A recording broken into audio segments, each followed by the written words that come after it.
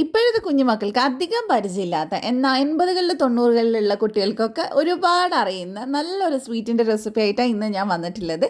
എല്ലാവരും ഒന്ന് ട്രൈ ചെയ്ത് നോക്കുക. അപ്പോൾ ആദ്യം തന്നെ ഇത് ഉണ്ടാക്കാനായിട്ട് ഒരു മിക്സിയിൽ ചെറിയ ജാർ എടുത്തിട്ടുണ്ട്. അതിലേക്ക് ഞാൻ 1/2 കപ്പ് പ്ലസ് 2 ടേബിൾ സ്പൂൺ പഞ്ചസാരയും അതുപോലെ 3 ഏലക്കയും കൂടെ ചേർത്തിട്ട് നന്നായിട്ട് പൊടിച്ചെടുക്കുന്നുണ്ട്. പിന്നെ ഒരു പാനിലേക്ക് 1/4 കപ്പ് നെയ്യും 1/4 കപ്പ് സൺഫ്ലവർ ഓയിൽ ഒഴിച്ചു കൊടുക്കുക. നെയ്യ് തന്നെ മൊത്തം എടുത്താലും കുഴപ്പമില്ല, പക്ഷേ ഈ സ്വീറ്റ് കുറച്ചൊന്ന് ഹാർഡായിട്ട് പോവും. അപ്പോൾ ഇനി അത് ചൂടായി വരുമ്പോൾ നമുക്ക് അതിലേക്ക് 1 കപ്പ് മൈദ ചേർത്ത് കൊടുക്കുക. എന്നിട്ട് നന്നായിട്ട് മിക്സ് ചെയ്തെടുക്കുക. നമ്മളെവിടെയൊക്കെ പാൽക്കോവ, പാൽപ്പേട, അതുപോലെ തന്നെ പാൽക്കട്ട, അങ്ങനെ കുറേ സ്വീറ്റ്സ് ഉണ്ടായിരുന്നു. അപ്പോൾ അതിലൊന്നാണ് കേട്ടോ ഇന്ന് കാണിക്കുന്നത്. പാൽക്കട്ടയുടെ റെസിപ്പി ഞാൻ ഓൾറെഡി ഇട്ടിട്ടുള്ളതാണ്. ഇതുപോലത്തെ സംഭവങ്ങൾ കഴിച്ചിട്ടുള്ളവരൊന്ന് കമൻറ്റ് ചെയ്യുക കേട്ടോ. അപ്പോൾ ഇനി ഇത് നന്നായിട്ടൊന്ന് ചൂടാക്കി എടുക്കുക. കുറച്ച് സമയം എടുത്ത് വേവിക്കുക കേട്ടോ. ഒരു 5-6 മിനിറ്റ് എന്തായാലും വേണ്ടി വരും. അപ്പോഴേക്ക് നന്നായിട്ട് ലൂസായിട്ട് വരും മൈദ. ഫ്ലെയിം കുറച്ച് വെച്ചിട്ട് വേണം ചെയ്യാൻ. ഇതുപോലെ നല്ല ലൂസായിട്ട് വരുമ്പോൾ അത് നമുക്കൊരു ബൗളിലേക്ക് മാറ്റാം. എന്നിട്ട് അതിൻ്റെ ചൂടൊന്ന് ചെറുതായിട്ട് ആറുന്ന സമയത്ത് നമുക്കിതിലേക്ക് 3 ടേബിൾ സ്പൂൺ പാൽപ്പൊടി ചേർത്ത് കൊടുക്കുക. നല്ല ചൂടിൽ ചേർക്കരുത്, ഇളം ചൂടിൽ വേണം ചേർക്കാനായിട്ട്. പിന്നെ നമ്മൾ പൊടിച്ച് വെച്ചിട്ടുള്ള പഞ്ചസാര ഉണ്ടല്ലോ, അത് മുഴുവനായിട്ട് ഇതിലേക്ക് ചേർത്ത് കൊടുക്കുക. ഇനി നമുക്കിതെല്ലാം കൂടി നന്നായിട്ടൊന്ന് മിക്സ് ചെയ്തെടുക്കുക. ആദ്യം ഒന്ന് തവി വെച്ച് മിക്സ് ചെയ്യുക, ചെറിയ ചൂടുണ്ടാവും.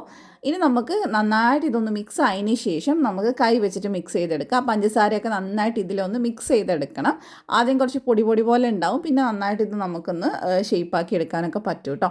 അപ്പോൾ അത് ഈ ഒരു കൺസിസ്റ്റൻസി ആയിട്ടുണ്ട്. മിക്സ് ചെയ്യുമ്പോൾ തന്നെ ആ പഞ്ചസാരയൊക്കെ മെൽറ്റായിട്ട് ഈ ഒരു പരുവത്തിൽ വരും.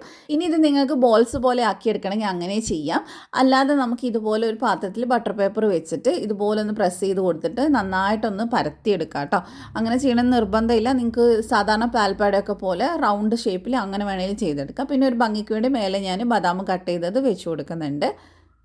എന്നിട്ട് നമുക്ക് ഇതിനെ നന്നായിട്ടൊന്ന് തണുക്കാൻ വേണ്ടി മാറ്റി വെക്കാം. നിങ്ങൾക്ക് പുറത്തൊരു 3-4 മണിക്കൂർ വേണമെങ്കിൽ വെക്കാം, ഇല്ലെങ്കിൽ ഫ്രീസറിൽ 1 മണിക്കൂർ വെച്ചാലും നല്ല അടിപൊളിയായിട്ട് സെറ്റായിട്ട് കിട്ടും.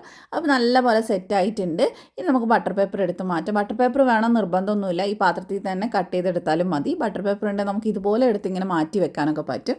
അപ്പോൾ ഇനി നമുക്ക് ഇഷ്ടമുള്ള ഷേപ്പിൽ അങ്ങ് കട്ട് ചെയ്ത് കഴിക്കാം. അപ്പോൾ ബദാം ഓൾറെഡി വെച്ചതുകൊണ്ട് ഞാൻ അതുപോലെ സ്ക്വയർ ഷേപ്പിലാണ് കട്ട് ചെയ്തെടുക്കുന്നത്. ഭയങ്കര ടേസ്റ്റിയാണ് കേട്ടോ, കുട്ടികൾക്കൊക്കെ ഭയങ്കര ഇഷ്ടം. അപ്പോൾ എല്ലാവരും ട്രൈ ചെയ്തിട്ട് ഫീഡ്ബാക്ക് അറിയിക്കുക.